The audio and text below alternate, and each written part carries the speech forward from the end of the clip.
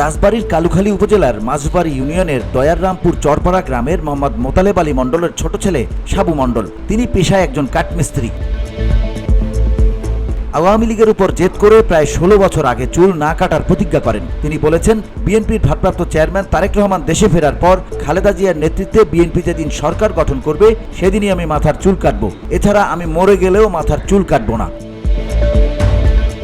সাবু মণ্ডল জানান, নবম জাতীয় সংসদ নির্বাচনে আওয়ামী লীগের কাছে বিএনপি নির্বাচনে হেরে গেলে আমার উপর নানা রকম নির্যাতন অত্যাচার করতে থাকে আওয়ামী লীগের নেতাকর্মীরা। আমার বাবার সম্পত্তি বিক্রি করে কেনা একটি মাইক্রোবাস কিনেছিলাম। আওয়ামী লীগের নেতাকর্মীরা আমার সেই মাইক্রোবাসও লুটপাট করে নেয়। প্রতিনিয়ত আমাকে নির্যাতন করতে থাকে। তখন আমি প্রতিজ্ঞা করি, বিএনপি ক্ষমতায় না আসা পর্যন্ত মাথার চুল কাটবো না। আজ 16 বছর হয়ে গেছে, এখনো মাথার চুল কাটিনি।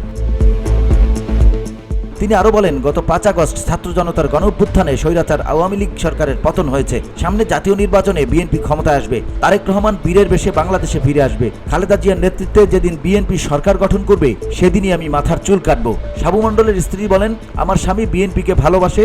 আমি সহ আমার বাবার বাড়ির লোকজন, পাড়া প্রতিবেশী, এমনকি দলের নেতাকর্মীরাও অনেকবার তাকে চুল কাটার জন্য অনুরোধ করেছি। আমি চুল কাটার কথা বললে আমার সঙ্গে সে রাগারাগি করে, তারপরও চুল কাটে না। সাবু মণ্ডলের বড় ভাই হোসেন আলী মণ্ডল বলেন, আমরা 9 ভাই, আমার পরিবারের সবাই বিএনপি সমর্থক।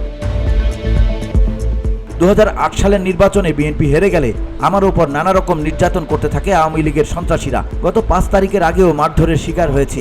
আমার ভাই সাবু 2008 সালেই প্রতিজ্ঞা করেছিল, বিএনপি ক্ষমতায় না আসা পর্যন্ত সে মাথার চুল কাটবে না। VOD Bangla news desk.